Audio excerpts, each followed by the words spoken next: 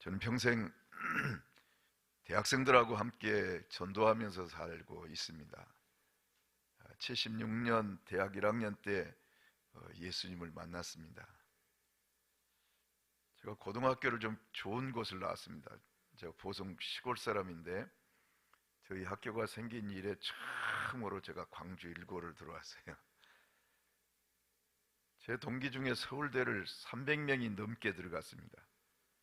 또 의사가 가장 흔한 직업입니다. 그러니까 좋은 고등학교죠.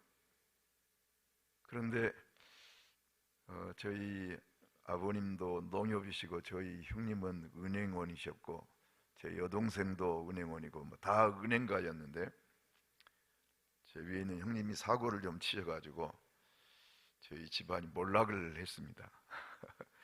그래서 저는 더 이상 대학을 다닐 수 없는 상황이 이제 고등학교 2학년 때였는데, 그래 제가 선택한 것이 이제 전남대학이에요. 죽고 싶을 만큼 열등감에 빠져가지고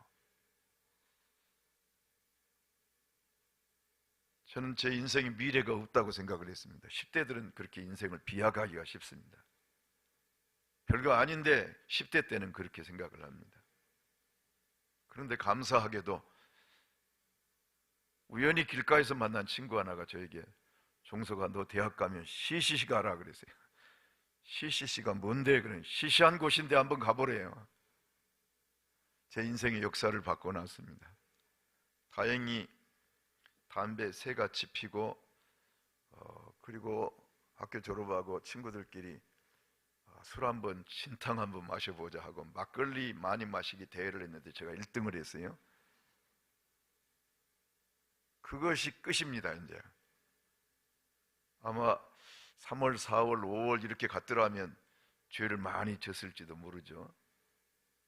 3월 8일 날 입학한 지 일주일도 안 된 3월 8일 날 제가 예수님을 만났습니다. 얼마나 감사해요. 하루하루가 감격이고 축복이고 은혜고 제가 하늘을 둥둥둥둥 떠다니는 것 같았어요. 저 전남대학교 기계과를 다녔는데요, 공대 뒤쪽이 산이었습니다. 그때는 수업이 끝나자마자 산에 올라가서 뒷동산에 올라가서 하루 종일 기도하고 찬송하고 말씀 보고 막 미친 듯이 살았습니다.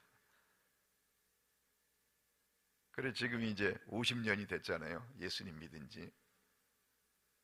졸업하자마자 83년에 간사가 돼가지고 지금 40년째 CCC 간사로 캠퍼스에서 살고 있습니다. 참 하나님의 은혜죠. 제 동기들 성공한 친구들 많이 있습니다. 근데 아마 저희 동기들 가운데 제가 가장 행복한 사람일 겁니다. 외칠 메시지가 있고 부를 노래가 있고 흔들 깃발이 있고 제 마음속 깊은 곳에 있는 상처와 아픔 다 주님이 치료해 주시고 지금도 청년처럼 삽니다. 뜨겁게 주님 때문에. 그래서 저는 참 행복한 사람입니다. 늘 그렇게 생각을 하면서 합니다. 오늘 우리 박 장로님 제가 너무 존경하고 사랑하고, 제가 노인복지관 관장을 한 25년을 또 했어요. 제가 한 게 많습니다. 25년을 했는데 전국의 노인복지관이 한 370개 거의 400개 가까이 되는데 그중에 저희가 지금까지 보건복지부가 3년에 한 번씩 평가를 하는데 2번이나 전국 1등을 했습니다. 그리고 6번 평가를 받았는데 한 번도 최우수기가 놓쳐본 적이 없어요. 예수님이 제자들에게 뱀처럼 지혜롭고 비둘기처럼 순결을 하라 그래요. 순결해야 합니다. 그리고 뱀처럼 지혜로우라는 말은 탁월해야 됩니다. 세상을 변화시키려면 순결해야 되고 탁월해야 세상을 바꿀 수가 있어요. 그런데 그리스도인들이 굉장히 순결합니다. 법 없이도 살 수 있는데 약간 무능한 사람들이 많습니다. 또 아주 능력 있는 사람들은 덕이 없어요. 순결하지 못해요. 그래서 세상을 바꿀 수가 없습니다. 세상을 바꾸려면 제자 도입니다. 주님이 제자들에게 뱀처럼 지혜롭고 비둘기처럼 순결해라, 순결하고 탁월해야 됩니다. 우리 박 장로님 제가 볼 때는 늘 그러신 분인 것 같아요. 그리고 우리 장로님이 시장님 지시를 받으셨는지 장로님이 건의를 하셨는지 저한테 광준, 그때는 이제 복지재단이에요. 지금 이제 이름이 바뀌었습니다만은 복지재단의 대표이사를 하라고 막, 저는 CCC를 너무 사랑해서 안 됩니다. 막 그래도 3일 동안 기다릴 테니까 기도하고 꼭 하셨으면 좋겠다. 그때부터 제가 사랑을 많이 받았습니다. 우리 장로님한테. 오늘 청년들이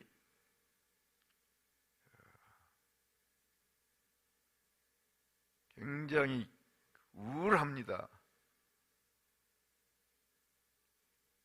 우리가 보통 인스타그램, 또 카카오톡, 페이스북 이런 게 뭐 카페인이라 그러면 카페인. 요즘 어르신들도 카톡 잘 하시잖아요.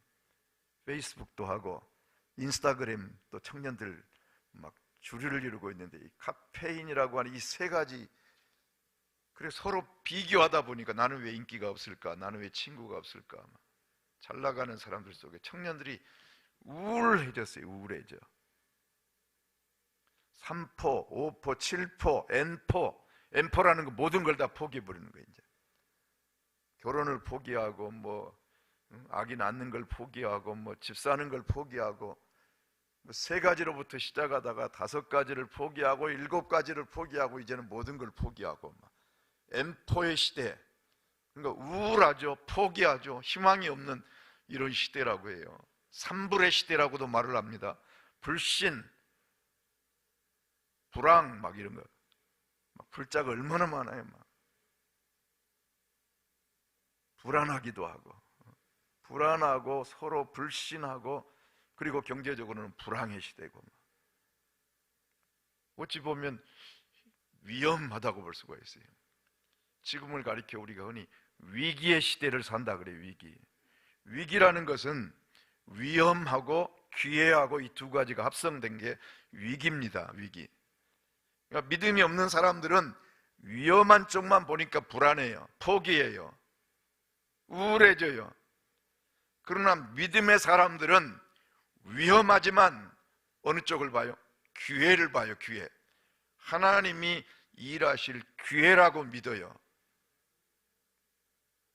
그래 제가 오늘 설교의 제목을 지금이 기회입니다 그랬어요. 우리 큰사랑 교회 지금이 기회입니다. 우리 모든 성도님들 개인적으로 우리 사랑하는 또 몇몇 청년들이 있는데 지금이 기회라는 것을 믿으셔야 돼요. 분명히 위험합니다. 위기예요. 위기. 위험하지만 하나님의 시선, 하나님의 관점으로 보면 지금이 기회예요.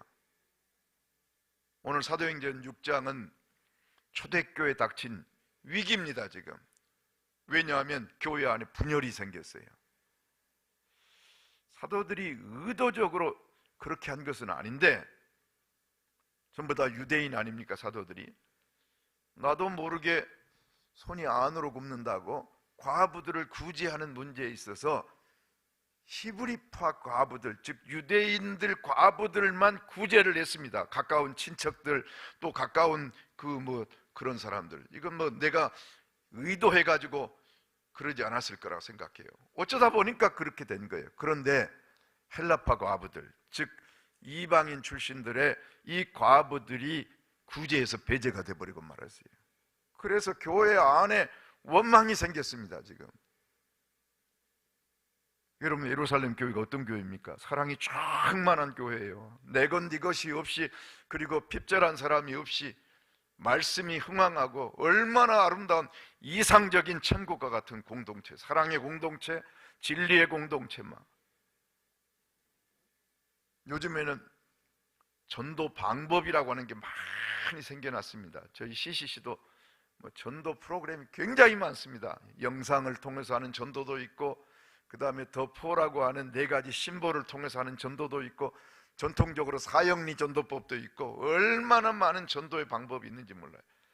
초대교회는 전도의 방법이 없었습니다.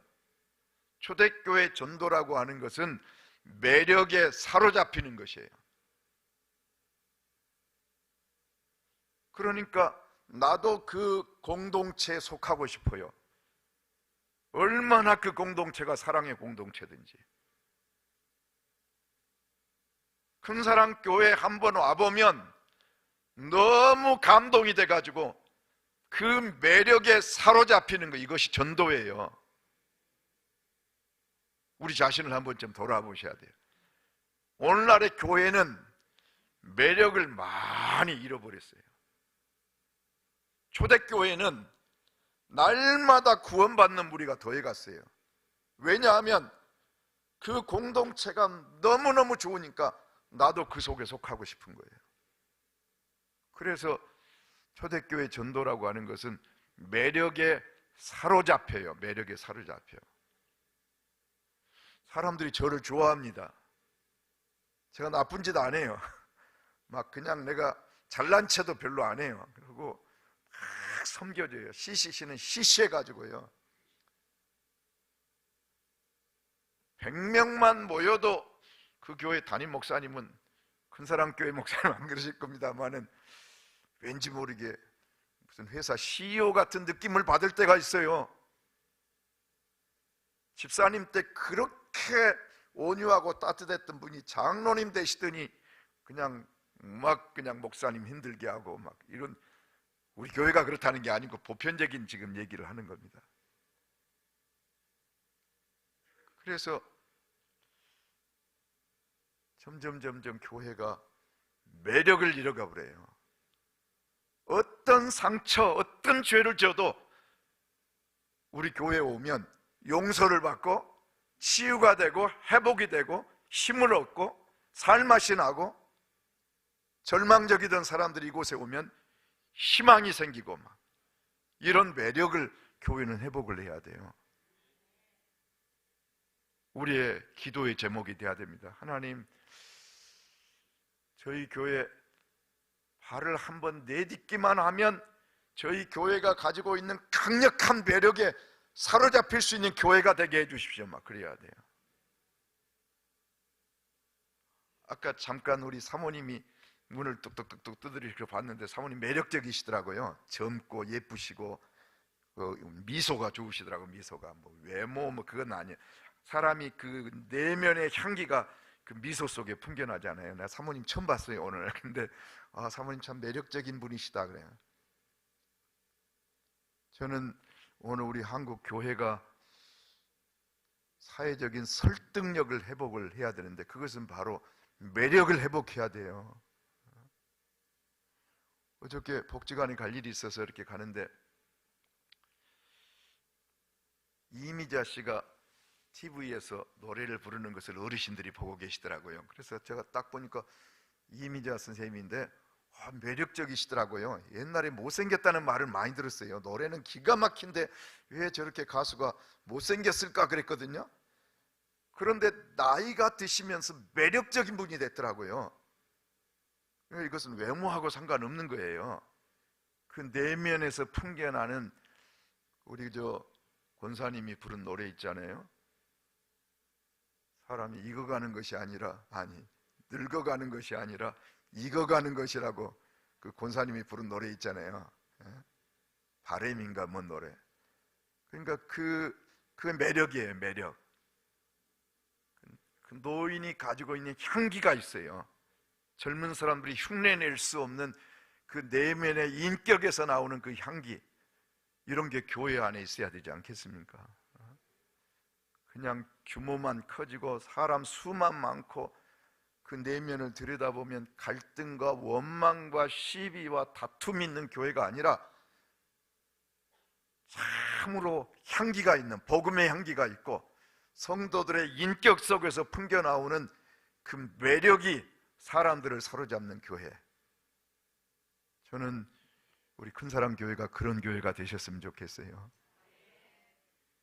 사도들이 의도하지 않았던 일이 발생을 했는데 내부적인 갈등의 문제를 사도들이 잘 해결합니다. 이거 선치 못하다. 우리가 말씀 전하는 일과 기도하는 일을 제쳐두고 구제하는 일까지 우리가 했던 것, 이거 잘못됐다. 그래서 성령이 충만하고 칭찬받는 7 집사님들을 세웁니다. 그래서 이분들에게 교회의 일반적인 그 어려운 사람들을 돕는 이 구제하는 일을 맡기고 결국은 사도들은 기도하는 일과 말씀 전하는 이 일에 전무했더니 오늘 본문에 보니까 하나님의 말씀이 더 흥황해졌더라 그랬어요. 얼마나 놀라운 일이에요. 하나님의 말씀이 점점 왕성하여 예루살렘에 있는 제자의 수가 더 심히 많아지고 허다한 제사장의 무리도 오히려 이 도에 복종했더라 그랬어요. 유대교의 지도자들까지도 주님의 말씀 앞에 돌아오는 이 놀라운 역사가 일어나기 시작해요. 여러분, 그런데 교회의 위기는 이것으로 끝나지 않아요. 바로 스데반 집사님이 순교를 당하는 사건이 나와요. 얼마나 위대한 지도자의 스데반 집사님은 구약 성경 전체를 꿰뚫고 있는 구속사적인 아주 대표적인 설교를 합니다. 사도가 아닙니다. 집사님이에요. 성령이 충만했고 그리고 지혜도 충만했고 사람들에게 칭송받는 이 집사님이 하신 설교를 봐보세요. 우리 집사님들 조금 스데반 집사님의 설교를 들으면 좀 부끄러우실 겁니다. 아, 나는 뭐지 이런. 그래서 요즘 우리 집사님들이 필사도 하고 성경 통독도 하고 성경 암송도 하고 목사님들보다 더 부지런하시는 것 같아요. 막 성경 암송하는데 저희 교회도 권사님이 성경을 막 몇 권을 다 외워버리세요. 저는 로마서 8장도 잘 못 외우고 있는데요. 참 그 권사님 앞에 가면 제가 너무 부끄럽다는 생각이 들어요. 요즘 이제 에베소서를 다 외우고 계세요. 참 부끄럽다. 로마서는 전체를 다 외워버리고 막. 그분이 시간이 많은 분이야 그거잖아요. 바쁘신 분인데도. 어쨌든 외부적인 이제 박해가 본격적으로 시작됩니다. 그래서 사도들 외에는 예루살렘에 머물러 있을 수 없도록 하나님 만들어 버리셔요. 그래서 그 흩어진 사람들 가운데 빌립 집사님이 사마리아에 가서 복음을 전합니다. 그리고 빌립 집사님이 아프리카의 유력한 에디오피아 내시잖아요. 그분에게 복음을 전함으로 인해서 아프리카 선교의 문을 엽니다. 그리고 하나님이 베드로에게 환상 중에 부정한 음식인데 먹을 수가 없는데 잡아 먹으라는 거예요. 결국은 깨어서 보니까 고넬료라고 하는 사람이 보낸 그 사람들이 있어서 따라갔더니 고넬료와 그 집안 전체 이방인들 안에 이탈리아 군대 백부장이니까 하나님을 경외하는 사람들, 이 사람들이 모여 있는데 거기에 가서 말씀을 전했더니 성령이 충만하게 역사했어요. 성경에 이방인 교회에 이방인 사람들에게 예루살렘의 성령이 강림하셨던 것 같은 똑같은 역사가 일어나요. 이걸 누가 경험하게 해요? 베드로로 하여금 경험하게 합니다. 사도들 중에서 유대인 중에서도 가장 영향력이 있었던 베드로에게 그걸 경험하게 하시는 하나님의 섭리가 있어요. 나중에. 그리고 누구를 준비시킵니까? 사울을 변화시켜 놓으셔요. 그런 다음에 흩어진 사람들이 어디까지 내려가자면 안디옥까지 내려가는데 대부분의 사람들은 유대인에게만 복음을 전합니다. 그런데 그 중에 구브로에서 온 몇 사람, 소수의 사람들이 비로소 이제 이방인들, 헬라인들에게 복음을 전하니까 성경에 보면 주님의 손이 기다렸다는 듯이 그들과 함께 하셨다 그랬어요. 하나님의 마음을 읽었던 사람들이라고요. 그래서 주님의 손이 그들과 함께 하셨고 수다한 사람들이 주께로 돌아오면서 세계 선교의 어머니 교회가 됩니다. 안디옥 교회가 이방인 최초의 교회가 되고 공식적으로 그들이 금식하면서 하나님을 섬길 때 바울과 바나바를 따로 세우라 그래서 최초로 공식적인 선교사 파송교회가 됩니다. 안디옥 교회가. 바로 바울과 바나바가 파송을 받았는데 바울의 1차, 2차, 3차 전도 여행까지 하잖아요. 이고니온, 루스드라, 더베 평탄한 곳이 아니었어요. 그래서 바울이 나중에 이제 에베소 교회까지 가는데 에베소 교회는 박해가 너무 심해가지고 두란노 소원이라고 하는 곳에서 제자들을 따로 구별해가지고 거기에서 교육을 합니다. 그러면서 아시아의 복음의 막 확산의 베이스 캠프의 역할을 해요. 그래서 바울은 아시아 선교에 대한 뜨거운 가슴을 가지고 있었는데, 문제는 성령께서 길을 막기 시작해요. 몇 차례 시도를 하는데 가는 곳마다 복음의 문이 닫힙니다. 그러다가 드로아까지 내려가요. 드로아에서 마게도냐 사람 하나가 건너와서 우리를 도우라고 하는 환상을 봅니다. 마게도냐 환상이라 그래요. 그래서 바울이 배를 타고 마게도냐로 건너가 마게도냐 첫 성에서 기도처를 찾다가 루디아를 만납니다. 그리고 점치는 귀신 들린 여종을 고쳐준 사건 때문에 옥에 갇혔을 뿐만 아니라 심히 많은 매를 맞습니다. 그리고 발은 착고에 체인받아지고. 그런데 한밤중에 어때요? 큰 소리로 기도하고 찬양을 하는데 옥문이 막 열려버리고 옥터가 흔들리면서요, 기적이 일어났어요. 기적이. 그때 간수가 로마의 국수주의자죠.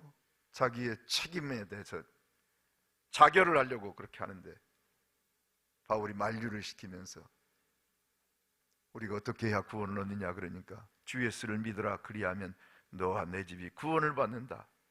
그래서 빌립보의 이 간수의 집안이 송두리째 변화를 받습니다. 그래서 유럽 최초의 교회인 빌립보 교회가 태동을 해요. 그리고 이어서 데살로니가 교회, 베레아 교회, 아테네 교회, 얼마나 아름다운 유럽의 교회들이 만들어져요. 그래서 사람들은 마치 기독교가 유럽의 종교인 줄 알아요. 아시아 종교인데. 토인비가 한 유명한 말이 있어요. 바로 드로아에서 마게도냐로 건너갈 때 타고 갔던 그 배, 바울을 싣고 가는 배는 유럽을 싣고 가는 배였다 그래요. 여러분, 우리는 문이 닫히면 아주 큰일 났다고 생각을 해요. 그러나 문이 닫히면 하나님은 또 다른 창문을 열어주시는 분이에요. 믿으시기 바라요. 위험하지만 하나님은 언제나 우리에게 기회의 문을 열어놓으셔요. 제가 서울 고려대학에서 4년간 사역을 했는데요, 어느 날 김주구 목사님이 전화를 주셔가지고 광주로 내려가래요. 광주로. 근데 그때 우리 아들이 심장이 좋지를 못해가지고,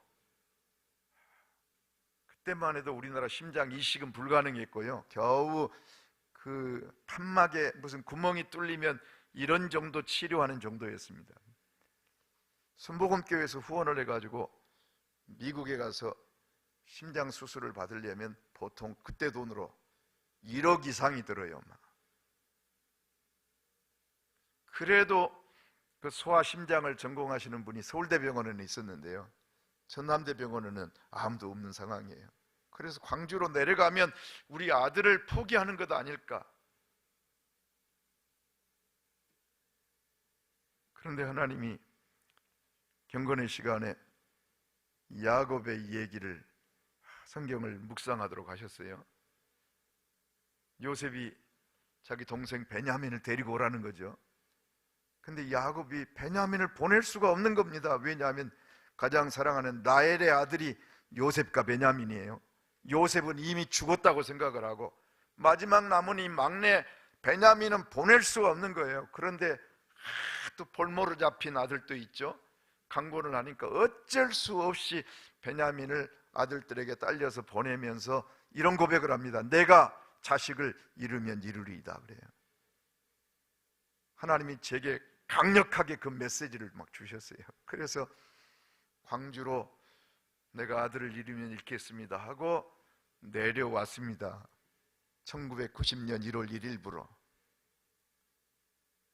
그리고 1년 만에 91년 1월 1일 날 제 품에서 하나님이 아들을 데려가셨어요. 너무너무 고통스럽더라고요. 그런데 이 아들 가고 나서 하나님 앞에 기도하면서 막 복수가 차고 누울 수도 없고 앉을 수도 없고, 저하고 제 아내하고 이 아이를 이렇게 흔들면서 이제 재우는데 어느 날 너무 힘들게 하니까요, 이 아이를 방바닥에 내동댕이를 치면서 차마 입 밖에 내서는 안 되는 소리를 했어요. 두고두고 이 아이 가고 나서 마음에 아픔이 되더라고요. 그때 누군가 우리 아이 곁에서 2시간만 좀 놀아줬더라면 우리가 그 아들에게 그런 실수 안 했을 텐데, 그런 생각이 들어가지고, 그래서 아들 떠나고 나서 저하고 제 아내하고 둘이 침상에서 기도하면서 광주에서 우리 개신교로서는 처음으로 시시한 CCC에서 사랑의 호스피스를 시작했습니다. 성요한병원 캐토릭에서는 조금 먼저 했고요. 그래서 그때부터 임종 말기 환자들을 섬기는 호스피스 사역을 지금까지 하고 있어요. 수많은 사람들에게 자원봉사자 교육을 하고 기독병원에 호스피스 병동을 만들고, 그래서 그거 하다가 노인복지관 위탁을 받아가지고 지금까지 어르신들을 잘 섬겨오고 있어요. 그러니까 아들의 죽음은 제 인생의 최고의 고통이고 아픔이지만 그것이 또 하나의 기회가 되어서 단순한 그저 전도자로서의 삶이 아니라 지역을 품고 전인적이고 총체적인 사역을 할 수 있는 제 눈을 하나님이 열어주셨어요.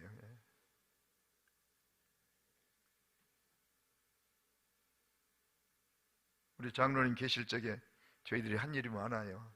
CCC 학생들 1600명, 간사 80명을 데리고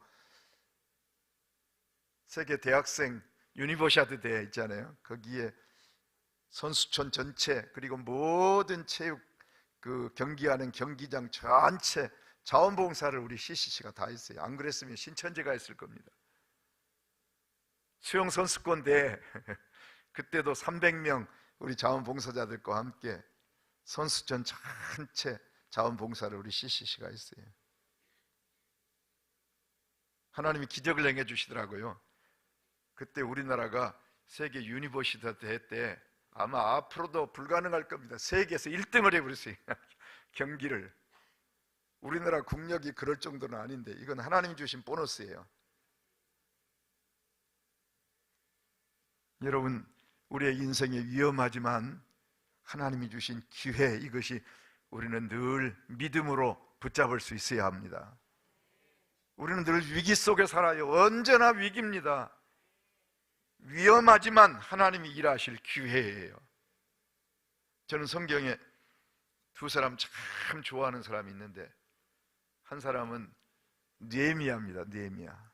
자기 형제 하나님으로부터 들은 얘기가 예루살렘 성이 다 무너지고 성벽은 다 불타버리고, 그 얘기를 듣는 순간 사실 느헤미야는 수산궁에서 왕의 술을 맡은 관원 포로로 잡혀가서 왕의 최측근이 됐으니까 안락한 삶이 보장된 성공한 사람이라고요. 그런데 하나님의 영광이 완전히 무너져 이방인들로부터 조롱을 받고 비웃음을 받는다는 그 얘기를 듣는 순간 그는 하나님 앞에 회개합니다. 열조의 죄악을 나의 죄악으로 알고 눈물로 금식하면서 수일 동안 그는 기도해요.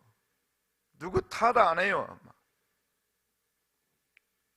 요즘에 너무 탓하는 사람이 많아요. 윤 대통령 탓이라고 그러고 누구 탓이라고 그러고. 하나님의 사람들은 다 누구 탓이에요? 내 탓이에요. 우리 탓이에요. 광주가 이 정도의 복음화율이 낮은 이유는 뭐냐? 우리 큰사랑 교회 탓이에요. 남 탓 아니에요. 내 탓이에요. 내 탓. 내 곁에 하나님 안 믿는 사람이 너무도 많이 있는데 잠잠하고 침묵하고 있는 내 탓이라고 생각을 해야 돼요. 그런데 자꾸 남 탓만 합니다. 남 탓. 목사님 탓하고 장로님 탓하고 누구 탓하고 누구 탓하고. 이제부터는 그러면 안 돼요. 믿음의 사람들은 모두가 다 주님 제 탓입니다 그래야 돼요. 제가 기도가 부족했습니다. 제가 더 섬기지 못했습니다. 제가 더 뜨거운 열정으로 복음을 전하지 못했습니다. 여러분, 이것이 정상적인 하나님의 사람들의 늘 마음가짐이 돼야 돼요. 그래야 하나님 일하셔요. 느헤미야는 누구 탓하지 않고 열조의 죄악을 내 죄악으로 알고 수일 동안 눈물로 금식하면서 기도해요. 그런 가운데 어느 날 임금이 어찌 얼굴에 수색이 그렇게 근심이 수색이 가득 수심이 가득하냐, 그러니까 그 순간에 말이죠, 위기잖아요. 위기. 왕을 기쁘게 해야 될 술을 맡은 관원이 돼가지고 얼굴에 지금 수심이 가득해가지고 왕을 지금 이상하게 만들었으니까 위기의 상황이에요. 근데 느헤미야는 기도의 사람이었기 때문에 그 짧은 순간에, 위기의 순간에 하나님께 묵도하고 그래요. 세상에 성경에 가장 짧은 기도 느헤미야의 기도예요. 그 위기의 순간 얼마나 평소에 하나님과 기도로 살았으면 그 위기의 순간에 당황하지 않고 하늘에 계신 하나님께 묵도하고 왕에게 당대하게 요청합니다. 나를 열조의 성읍으로 좀 내려갈 수 있게 해주십시오. 그래서 왕이 하나님의 도우심으로 왕이 허락해 줬다 그랬어요. 허락해 줬다. 그러면서 느헤미야의 기도 가운데 이런 기도가 있어요. 하나님, 저들 앞에서 은혜를 입게 해주십시오. 막 그래. 형통하게 해주십시오. 막. 이건 자신의 안락한 성공과 출세를 위한 기도가 아니에요. 저를 좀 형통하게 해주셔서 무너진 성을 일으켜 세우는 일, 하나님의 영광을 회복하는 이 일에 쓰임받게 해주십시오. 이 기도예요. 역시나 하나님이 왕의 마음을 움직이셨고 허락을 해주셔요. 단순히 허락 정도가 아닙니다. 필요한 모든 목재와 자재들 다 좀 허락해 주십시오. 조서를 좀 내리셔가지고. 그랬더니 왕이 다 허락을 해주셔요. 그래서 내려와서 사흘 동안 예루살렘 성을 돌아보는데 아무도 모르게 살피는데 자기가 탄 짐승도 지나갈 수 없을 만큼 완전히 무너져 버려서 희망이 없어요. 절망이에요. 그런데 느헤미야가 설득을 합니다. 이미 꺼져버린 불을 지피기 시작해요. 더 이상 우리가 하나님의 영광이 땅에 떨어져 성이 무너져버린 이 상황 속에 수치를 당하지 말자. 여러분, 비전이라는 것은 뭐냐면요, 때로는 비전이란 현실에 대한 강력한 부정이 좀 필요해요. 저는 이런 생각을 해요. 하나님이 예수님을 십자가에 못 박으시면서 당신 자신이 모든 것을 다 들이셔서 이 땅에 세우시려고 하는 교회가 이 정도일까? 막 그런 생각을 해봐요. 아니라고 해야 되지 않습니까? 그래야 비전이 생기는 거예요. 그저 안락의 길을 선택해버리면요, 비전이 없어져요. 그저 그냥 적당히 안주하고 아이고 좋다 괜찮다 이래버리면 아무 비전이 없어져요. 주님이 세우시려고 하는 그 교회가 이것은 아니지 않냐라고 생각하면 그때부터 비전이 생겨요. 기도가 생겨요. 꿈이 생겨요. 그래서 그 완전히 절망 속에 있는 1%의 가능성도 없는 그 백성들을 향해서 느헤미야는 막 설득을 합니다. 동기부여를 해요. 그랬더니 백성들이 일어나 건축하자, 일어나 건축하자 하면서 시작을 하는데 이것으로 끝나지 않습니다. 첫째는 내부적인 갈등이 얼마나 많이 있는지. 돈이 없으니까 나중에는요, 돈을 빌리다가 안 되니까 자기 자녀들을 종으로 다 넘겨가지고, 그래서 형제들 안에, 이스라엘 백성들 안에 서로 간에 원망과 완전히 분열되어 있는 마음. 밖으로부터의 장애는 그래도 감당할 만해요. 그 안에 있는 이 문제는요, 참 어려운 문제예요. 그리고 그것만이 아닙니다. 내부적인 분열만의 문제가 아니에요. 밖에서는 느헤미야를 막 처음에는 조롱하고 비난하고 너희가 하려고 하는 게 이게 뭐냐, 여우가 올라가도 무너져 버리겠다 막 조롱하고 비웃습니다. 그리고 막 거짓으로 왕을 반역을 꾀한다고 막 그러고 나중엔 죽이려고 하고 막 그래요. 그래서 이 위기의 상황에 지도자는 위기관리 능력이 있어야 돼요. 위기 속에서 지도자가 나옵니다. 그래서 자기가 쓸 것뿐만 아니라 방백들의 쓸 것까지도 전혀 자기는 봉급도 받지 않고 자기 사비를 들여가지고 방백들의 쓸 것까지 공급을 하면서, 그리고 막 오늘날 같으면 향토 예비군 같은 막 한 손에는 병기를 들고 한 손으로 일을 하고, 그리고 나팔을 불면 또 마치 5분 대기조처럼 서로 이렇게 일사불란하게 힘을 모으면서 52일 만에 무너진 예루살렘 성을 완전하게 수축을 해버려요. 모든 에너지의 원천은 뭐냐? 여호와를 기뻐하는 것이 우리의 힘이니라 그래요. 돈으로 힘으로 되는 게 아닙니다. 여호와의 신으로 가능해요. 교회의 부흥은 사람의 말로 되는 게 아니에요. 하나님이 하셔야 되거든요. 그러므로 여호와를 기뻐하는 것이 너희의 힘이니라. 하나님이 우리를 위하여 싸우시리라. 느헤미야가 했던 얘기들이에요. 그래서 52일 만에 완전히 무너진 성을 수축을 합니다. 그리고 하나님이 또 누구를 보내셔요? 학사, 제사장 에스라를 통해서 하나님의 말씀을 강론할 때 모든 백성들이 아멘 아멘 하면서요, 수문학 광장에서 위대한 영적 부흥운동이 일어나요. 이것이 느헤미야서가 우리에게 보여주고 있는 하나의 부흥의, 성경적 부흥의 모델을 보여줘요. 한 사람만 더 소개하겠습니다. 룻이라고 하는 한 여인이 있어요. 저는 이 룻을 참 좋아합니다. 나오미가 남편 엘리멜렉과 함께 이스라엘의 기근이 들어가지고 모압으로 내려갑니다. 두 아들 데리고. 엘리멜렉 이름이 근사합니다. 엘리 나의 하나님, 멜렉 왕이에요. 나의 하나님이 왕이십니다. 이름은 얼마나 근사합니까? 그런데 기근이나 흉년이나 이런 것은요, 하나님의 프로포즈예요. 내게 돌아오라는 거예요.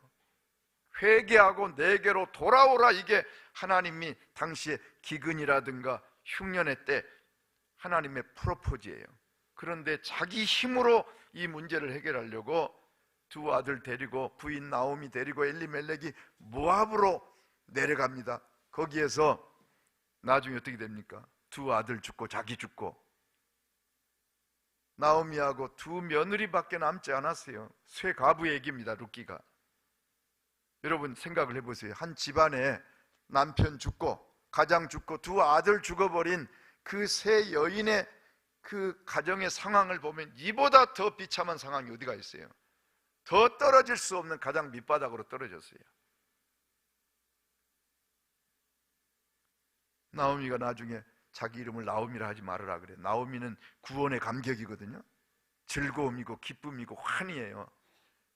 나를 뭐라 하라? 마라라 하라. 마라는 고통이잖아요. 마라의 쓴물, 처절한 인생의 고통을 겪었던 나오미가 더 이상 나는 나오미가 아니다, 이제는 마라가 돼버렸다, 그 얘기예요.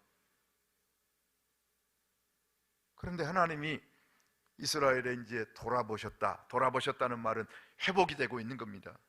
기근의 때가 지나가고 이제 추수의 시기가 되고 그래요. 그래서 고향으로 돌아가야 되겠다 생각하고 두 며느리를 데리고 가다가 생각하니까요, 한참 갔는데 가다가 생각해 보니까 나는 고향으로 가지만 이 두 며느리 무슨 죄가 있냐, 아무 희망도 없고 아무 소망이 없고. 그래서 나오미가 아주 설득을 합니다. 돌아가라. 하도 강권하니까 큰 며느리 오르바는 돌아가 버리고 말아요. 그러니까 동서가 갔으니까 이제 룻도 가도 괜찮잖아요. 이방인이 이스라엘 땅으로 들어간다고 하는 것은 결국은 늘 그저 비웃음 당하고 조롱당하고 이럴 처지의 상황인데, 그런데 네 동서도 갔으니까 네도 가거라. 이 나오미의 시어머니의 권면에 룻이 보였던 반응은 뭐예요? 어머니 절대로 저를 떠나라 하지 마소서. 어머니가 가시는 곳에 나도 가고, 어머니가 머무시는 곳에 나도 머물고, 어머니가 죽는 것 외에는 내가 어머니를 떠날 수가 없다 그랬어요. 내가 죽는 것 외에는 어머니를 떠날 수가 없사오니 어머니 나를 떠나라 하지 마소서. 그래요. 굳게 결심했더라. 성경에 보면 이걸 가리켜서 나는 절대신앙이라고 그래요. 절대신앙. 오르바의 신앙은 상대적 신앙. 조건이 좋을 때는 다 좋은데요, 교회도 제가 교회 많이 경험해 봤어요. 교회도 좋을 때는 다 좋습니다. 문제가 생기면요, 인격의 쓰레기가 다 튀어나와 버려요. 그냥 막 근사한 장로님 속에서도 인격의 그 쓰레기 같은 유치한 것이 툭툭 튀어나오고 막. 그래서 우리가 별 볼 일 없는 사람들이구나, 폼나고 귀하고 향기가 있는 줄 알았더니 아직도 멀었구나. 원래 결혼이라고 하는 것은요, 이제 청년들 곧 결혼하실 텐데 처음에 사랑으로 출발을 하는데요, 나중에 조금 더 살아보면 하나님이 나를 성화시키시려고 아내를 붙여주셨구나, 이렇게 생각하셔야 돼요. 악처가 성자를 만든다, 그런 말 있잖아요. 왜냐하면 다른 사람들 앞에서는 내가 다 폼 잡고 점잖은데요, 가장 가까운 가족들 앞에서는 욱하고 뭐가 튀어나올 때가 있어요. 걸러지지가 않아요, 순간적으로. 그래서 우리 CCC 학생들은 저를 굉장히 대단한 사람인 줄 알지만 저희 집사람이나 제 가족들은 목사님도 평범한, 아빠도 평범한 남자야, 이렇게 합니다. 그러지 않겠습니까?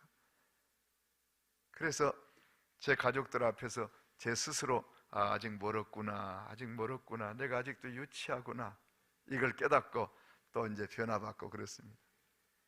룻 한 사람 때문에 나중에 하나님이 누구를 만나게 해주세요? 보아스를 만나게 해주세요. 그리고 그 가정에 메시아가, 다윗 왕조가 연결되면서 메시아가 그 족보를 타고 이 땅에 오십니다. 다시 말하면 도도하게 흘러가는 저주의 역사 같은 어둠의 역사, 절망의 역사를 이름 없는 한 무명의 지극히 작은 미미한 한 여인의 신앙을 통해서 하나님은 인류 역사를 바꿔 놓으셔버려요. 한 가정의 역사를 바꿀 뿐만 아니라 한 나라와 한 민족과 온 인류의 역사를 완전히 저주에서 축복으로, 절망에서 희망으로 바꿔주신다고요. 오늘 이곳에 계시는 우리 사랑하는 성도님들이 제2의 느헤미야가 되고 제2의 룻이 되시기를 바랍니다. 누구 탓하지 말고, 저는 넌크리스찬 가정에서 태어나서 나는 우리 아버지처럼 살지 않아요. 우리 아버지 훌륭하신 분인데요, 너무 바람을 많이 피우셨어요. 우리 어머니 눈에서 얼마나 많은 눈물을 흘리시는지, 어린 시절에. 나는 어른이 되면 우리 아버지처럼 살지 않아야지 그런데, 하나님이 하마터면 우리 아버지처럼 살까 봐서 목사로 만들어 버렸어요. 그냥 죄를 짓고 싶어도 지을 수가 없게 만들어 본 거예요. 얼마나 감사해요. 그러나 감사한 것은 제가 가장으로 있는 우리 가정은 행복한 가정이에요. 하나밖에 없는 딸, 이제 아들은 갔으니까 하나밖에 없는 딸 하나님이 잘 키워주셔서 CCC 간사가 되고 사이도 간사고, 또 일본 CCC가 자존감이 있어서 높아서, 자존심이 높아서 도시를 안 줘요. 자기들이 하지도 않으면서. 그런데 어쩔 수 없이 이제 어려우니까 한국 CCC에게 몇 개 지역을 줬는데, 오사카하고 요코하마하고 홋카이도, 삿포로를 줬는데 누가 갈까? 보낼 사람이 없어요. 간다는 사람이 없어요. 그래서 제 딸을 선교사로 보내서 지금 개척 선교사로 사역을 하고 있어요, 삿포로에서. 제 딸은 별로 안 보고 싶은데 외손녀 하나밖에 없는 외손녀가 너무 보고 싶어요. 어쨌든 하나님은 이렇게 넌크리스찬 가정에서 태어나게 하셨지만 이제는 제 가정에 신앙의 명문 가정이 될 거라고 저는 믿어요. 그냥 여러분들도 그런 소망을 가지셔요. 내가 가장으로 있는, 내가 엄마로 있는 내 이후에 우리의 가정은 하나님이 축복하시는, 하나님을 날마다 경외하는 신앙의 명문 가정이 되게 해주십시오. 이렇게 통 크게 기도하시라고요. 우리 가정에서 태어나는 자녀들마다 느헤미야 같은 사람이 되고 룻과 같은 딸이 되게 해주셔서 절망 속에 있는 민족을 살리는 하나님의 종이 되게 해주십시오. 막 이런 기도를 하세요. 우리 교회 목사님이 다 하시겠지, 장로님이 다 하시겠지 그러지 말고, 하나님 우리 교회를 부흥케 하는 일에 저를 미랄로 사용해 주세요. 이렇게 기도를 심고 시작하는 우리 큰사랑교회 모든 성도님들 되시기를 주님의 이름으로 축원합니다. 제가 너무 길게 설교를 했죠. 목사님들끼리 농담하는 농담 가운데 스테반 집사님이 설교를 너무 길게 해서 돌을 맞으셨대요. 제가 뭐 또 올 기회가 없어서 하고 싶은 말씀 나눴습니다.